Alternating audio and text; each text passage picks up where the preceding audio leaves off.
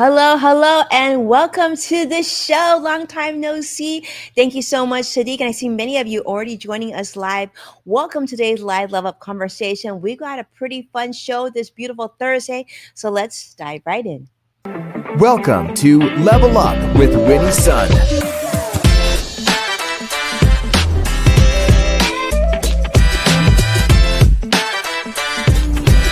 award-winning financial pro.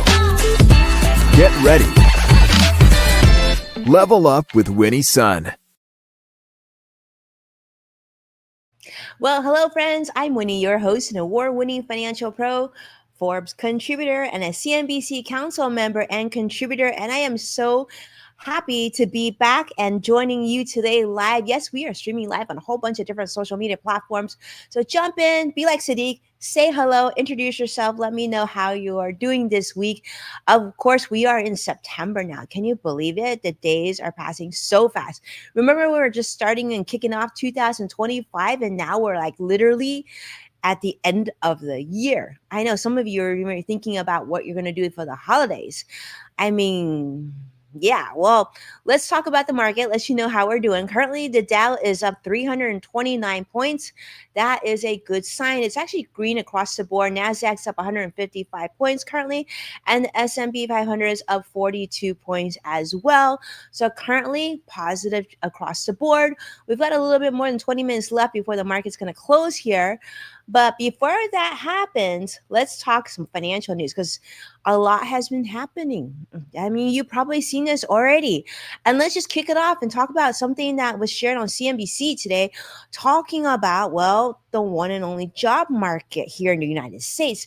Now, private sector jobs have increased by only 54,000 last month in August. Now, that falls short of the 75,000 job forecast and well below July's revised 106,000. So definitely, well, not enough private jobs coming and getting filled right now. So sectors such as trade, transportation, we're talking education, well, they've actually lost a combined 29,000 jobs. Now, some areas, though, are adding, and some of these areas you might not be surprised, and that's hospitality, right? Hospitality, leisure. I mean, I'm sure that incorporates travel, adding about 50,000 new jobs.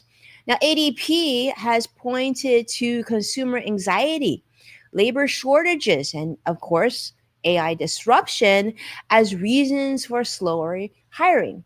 Now, jobless claims, though, have been rising, rose to 237,000, which actually then indicates that more Americans are actually struggling with employment, which then means money, which means, a whole snowball effect of financial troubles.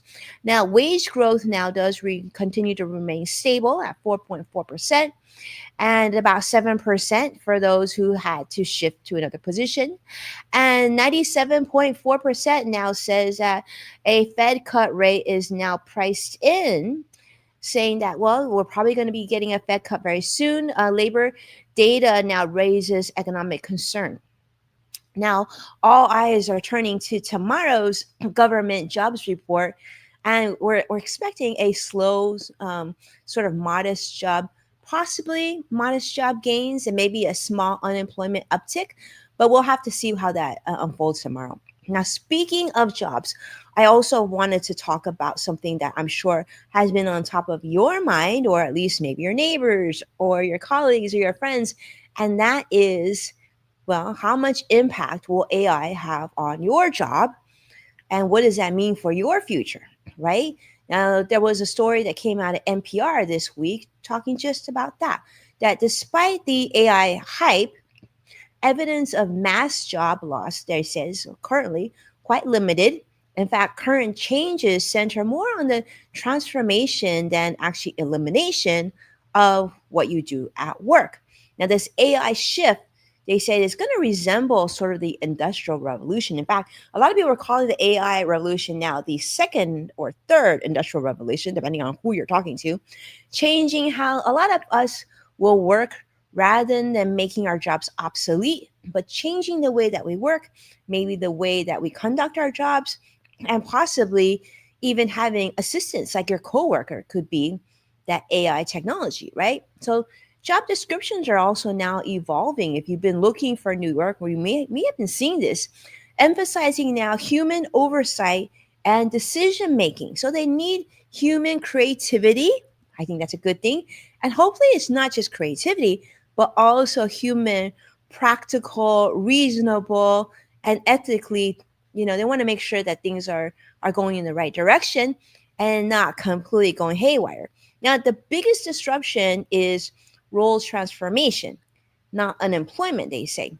So fears of job extinction, they say, might be kind of overblown, much like past fears about automation were. And they said that AI's impact is going to be very much sector specific, like creative and administrative fields are going to feel more impact than, say, manual labor. Now, I know many of you joining me are not in manual labor and maybe more on the creative side or more on the engineering side. And maybe this is making you concerned. But they said that workers actually should be encouraged to adapt and reskill rather than just be completely complacent and be scared of displacement. Now, historically, they say new technology has led to net job growth after initial disruption. So, hopefully, that's the case with AI. I'm curious to see how you feel about that. I mean, in the experience that you've had with AI so far, I don't know about you, but for me, I feel like it's been very, very impactful and job changing and role changing and responsibility changing. And I can see what's what's coming ahead, right?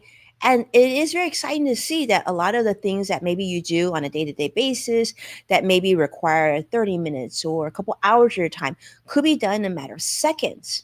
So that's a good thing. But it also means there probably isn't as much of a need for maybe what you do or what I do. Maybe doesn't need to be 10 of us. Maybe it can be done with one of us. I don't know. But nonetheless, I think it's something that we want to pay attention to very carefully and be on top of. And of course, I think having a second plan is never a bad thing. So I'll just leave it at that.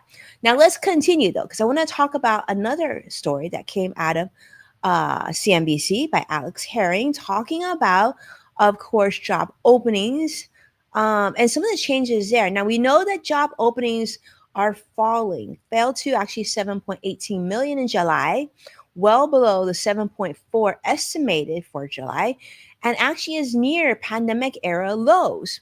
Now, this is only sort of second time since the year of 2020 that new hiring listings have dropped below the 7.2 million mark, which you could translate to mean that there continues to be cooling in the labor market and hiring is continues to be, well, kind of stagnant across many different sectors.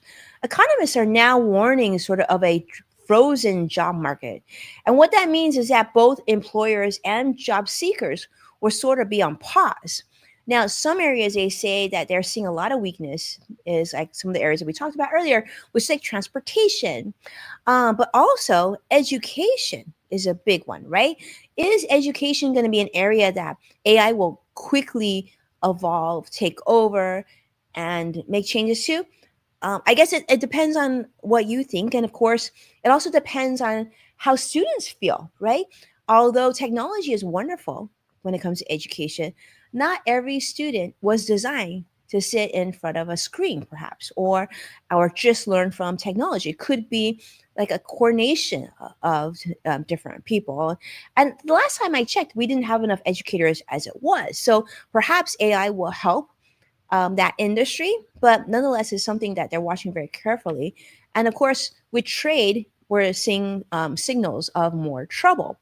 In fact, there's a lot of economists are saying that the labor outlook is sort of bleak, saying that additional clarity is expected from upcoming jobless claims and, of course, the monthly job report that we follow very closely.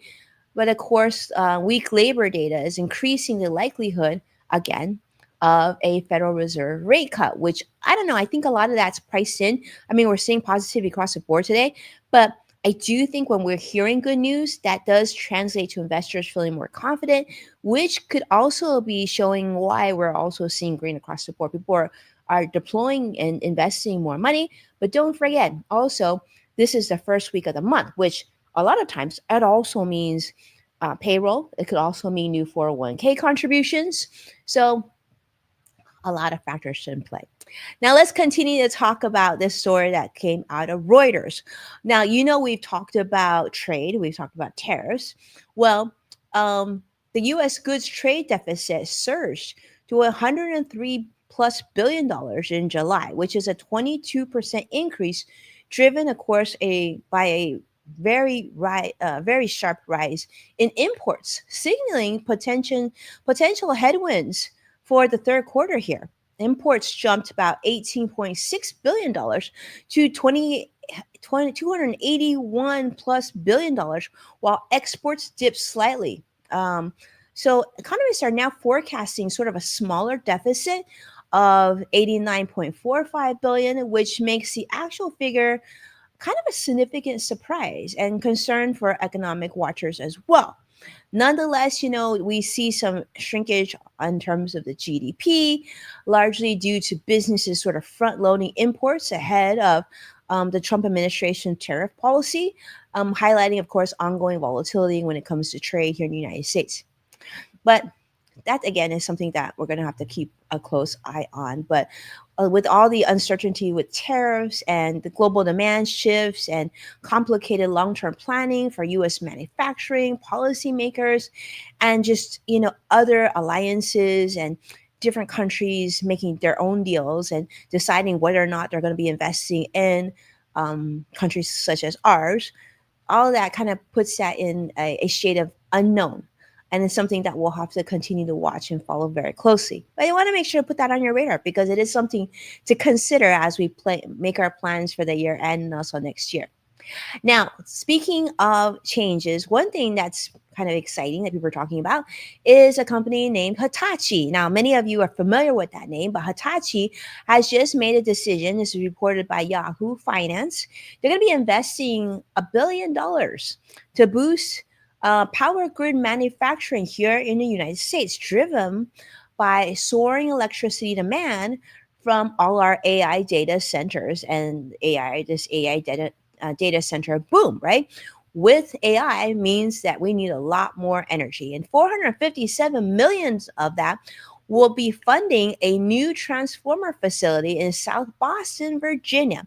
This is actually going to be expected to be the largest U.S. producer of large power transformers by the year of 2028, right around the Olympics, right? Now, AI data centers, they say, could triple power use in the next 3 years, consuming around 12%. I know it's huge, 12% of the national electricity supply, forcing utilities to upgrade a lot of their older infrastructure. Now, I see a lot of you joining me today. I see Nicholas, I see Sadiq, and I don't know if you even knew that was how much AI technology was going to use in terms of electricity. It's probably just going to increase from there. But transformers, as you know, are currently in short supply, especially since the pandemic disrupted global manufacturing and shipping chains as well. Now, the Biden administration is, of course, supporting faster approvals, domestic production, but the Trump administration, got to give them credit, they made a big deal here and in encouraging Hitachi Energy CEO, saying that U.S. transformer production is, of course, very critical. And partnerships with the White House, of course, are continuing. And Hitachi is collaborating on, I guess, many other undisclosed manufacturing and energy initiatives here in the United States. So I don't know if you've been following this, but there's been a lot of articles coming out just showing where the U.S. is in comparison to other countries in terms of their energy production, and specifically clean energy such as solar and whatnot, and just where we stand and where our neighbors and other countries stand. It was a really interesting article, so I would suggest you Google it and to learn more. But nonetheless, let's continue on. Talk about another story that's coming out of Yahoo Finance. I want to talk about what's happening at Apple, because this is kind of interesting. Well, a federal judge just ruled that Google can continue paying Apple billions to remain the default search engine on Safari and other Apple services. Now, the deal is estimated to be about $20 billion per year, representing over 20% of Apple's services revenues. This is huge. This is huge for both parties, helping Apple sort of avoid a major financial hit. But you know, the judge ruled that Google, the ruling limits that Google's to 1 year agreements, giving Apple really a chance to renegotiate terms more frequently. The court blocked Google from forcing exclusivity, but Apple already allows access to other competitors such as ChatGPT through Apple Intelligence. So analysts are saying that this ruling will strengthen Apple's position, potentially letting it increase revenue from search partnerships in the AI era. So the decision also reduces pressure on Apple to create its own AI search engine. And maybe even their I mean, I don't know, their AI technology. I don't know where it is, but it just seems like this seems like something that more and more major tech companies want to control in terms of where we search and where we get our data and information from, right? Because obviously search doesn't sit in a silo. We know much of that is dependent on advertising, what they push for us, and where we spend our money, right? So Wall Street seems to be optimistic by this. Firms such as BofA, Morgan Stanley, they're all saying that they like this news. But that being said, this is sort of a long-term strategic flexibility and earnings story. So we'll continue to follow that as well. But it's interesting to see some of the big businesses and the challenges that they have and what wins look like them for them as well, right? So let me know, like, when you use your smartphone, do you usually use the default search engine that your smartphone offers you, or do you proactively download your favorite search app or um, you know AI technology, and are you feeling like AI is now more and more replacing your search engine? Now, I know not everyone's that techie, but I will say this: when I need to find something and I need to find it quick, and I need to make sure that the answer is very much customized to my question, I have found that going to AI to search is much more productive and much more efficient for me than the traditional search engine. It's just a matter of time and efficiency and getting to the point and getting the information you need and then getting the links nicely organized for you to be able to show where the data was pulled from. I love it. Let me know what you think about that, though. How much are you using AI in your usual search? Are you still using your traditional, Chrome, Firefox, Safari, these sort of platforms? Um, yeah, curious to hear what you think about that. Now let's talk about Amazon, though, because Amazon's also making a big change, and this could actually be impacting you. Actually wouldn't be surprised. Now ABC News is reporting this. Now, if you shop at Amazon, I know many of us do, and if you rely on their Prime quick shipping, like I just ordered some one of my kids is sick, so I ordered cough medicine. It's gonna arrive tomorrow. It's so convenient, right? But get this, Amazon is going to be ending its Prime invitee program on October 1st of 2025. So like literally next month, which previously allowed members to share free shipping benefits with non-household members. This is going to change. This policy change will affect users who extended shipping perks to people outside their home, which a feature Amazon had offered since 2009. I'll be honest, like I've done this with my business partner, but I guess it's sort of going to the trend where you can't share your Netflix password, right, and all those things. So I'm not surprised that this happened, but in the past, this was something that was completely allowed and okayed by the Amazon's systems. But members are now being notified via email, and invited guests will also receive a direct notice about the termination of shared shipping privileges by September 5th. So this week. Now, Prime members can still use Amazon Family, which used to be called Household, to share benefits like Prime Video and Kindle books, music, and certain shopping perks with one adult and up to four kids in the same household. I don't know about you, but I'm not that keen on like having all my kids have access to my Amazon Prime account and be able to order things that arrive really quickly. Now, not to say I don't trust them. I have very responsible kids, but I mean, I don't know. Sometimes it could just be too easy to hit buy, right? Now, This move, of course, does align with its pitch, sort of Amazon's push to contain costs and, of course, increase Prime exclusivity, particularly as it's introducing new features and things like that, because there's just a lot more competition. But Amazon Family, they say, is still going to include a lot of perks like free Grubhub Plus and Prime Day access and things like that that people seem to like. But to give you a reminder, I mean, Amazon Prime is not cheap. It still is $139 per year or $15 a month or $14.99 a month, offering sort of a whole bunch of benefits they're saying, and that's the case. But let me know how you think about this. Is it something that have you shared your Amazon shipping benefits with someone else? Like I certainly have. And this was when I read this article earlier today. This was sort of news to me. And I was like, I got to make sure that my business partner knows about this because I've been sharing Amazon Prime with him for years. And maybe he gets an email and so we can have a discussion about it. Not a big deal, but it kind of is a big deal. I've been using it for so long, right? And didn't have to pay for it. Like half the party didn't have to pay for it. Now they're going to have to. Not a fun thing. But this shift could impact, of course, people who give gifts, and not to mention college students, right? Or even distant family members who don't live in your same house. I mean, that kind of makes sense, right? Like, let's say you have a child who is soon to be an adult, leaving for college, and of course, you know how important Amazon Prime is. I guess one thing you could do is you could do all the ordering, I guess, from where you are and have it sent to them. But I'm sure there's a way you can figure out that would work for you and your household. Now, speaking of other changes, I want to talk about this company because I thought this was really interesting. This comes out from the New York Times. Remember that company, John Deere? I know it's huge, right? Now, many of you might not be using John Deere equipment on a day to day because I know it's mostly really large machinery and things like that. But we know that this is sort of an iconic US brand, right? Well, John Deere is expecting large machinery sales to drop 15 to 20% this year, with slow demand continuing into next year, say due to falling crop prices and trade tension.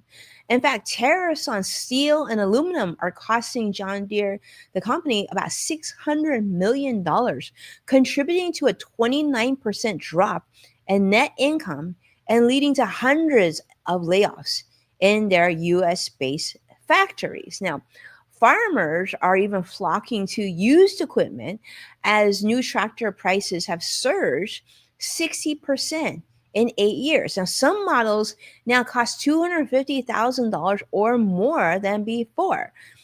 Um, and they're talking about like soybean and corn prices, like corn here in the United States, down 40 to 50% from 2022 highs, which has translated into forcing a lot of farmers to cut back on new equipment purchases or even risk selling crops at a loss.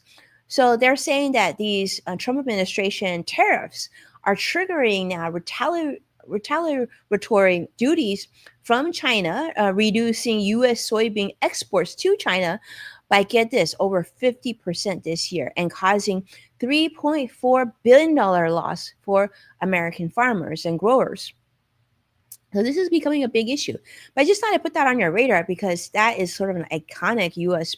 company and brand. And you would think that in a time where we're trying to be a more independent country, I guess, is what the government is trying to push for, like more homegrown manufacturing and whatnot, that you would think that more of our U.S. businesses would be assisted by this, would benefit from this. But this is one iconic U.S. company that is suffering quite a bit because of that.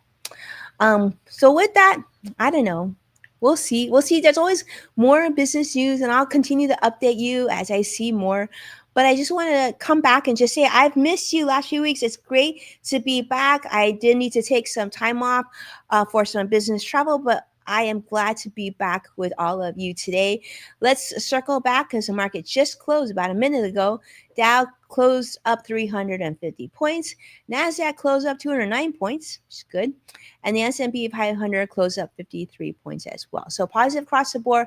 Hopefully that continues. But thank you, everyone, for joining me today. It was such a treat to have a time to spend with all of you. Do me a favor, hit that like and subscribe, and make sure to stay updated on all the newest and best business news that we have to share with you here. And Sadiq, I see so many of your comments. Thank you so much for being here. Chrome is blinded by ChatGPT, and yeah, Sadiq is talking about, I think, the Amazon Prime fee of $150 roughly per year, and they don't ship some products to my address. You're right. I see that here in California too, Sadiq, that some things can't be shipped here. But I just figured it was because, California is rather strict about um, things that come in to make sure that they pass certain regulatory guidelines. But nonetheless, it is a treat to be here with you. Thank you so much for being a part of today's Level Up. You can catch past full episodes of Level Up with Winnie's Son at places such as NASDAQ, Amazon Fire, Samsung, LG, and Roku. And when sharing the episode online, thank you so much for tagging at Winnie's Son. I see it, I appreciate it. It means a lot to me. Thanks for letting us do what we love doing, which is to share business news with you. With that, I'll see you again next week. Have a beautiful weekend and take care and be well. Bye bye now.